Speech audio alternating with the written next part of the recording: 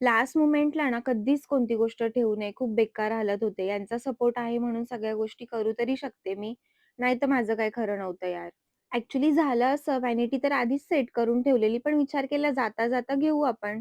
पण आम्ही दोघं पण विसरलो होतो, की उद्या फ्रायडे आणि मार्केट असणार आहे. मार्केटमुळे ना फार गर्दी होती. त्याच्यामुळे गाडी आम्ही लांबच पार्क केलेली.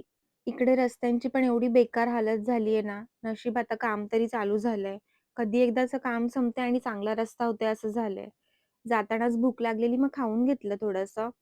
बाहेरचं वातावरण पण मस्त झालं होतं, पण यार खिडकी नाही खोलू शकत कारण फार धूळ येते. मग आम्ही मस्त गाणी ऐकत-ऐकत गेलो. बघतो तर काय पुढे परत ट्रॅफिक.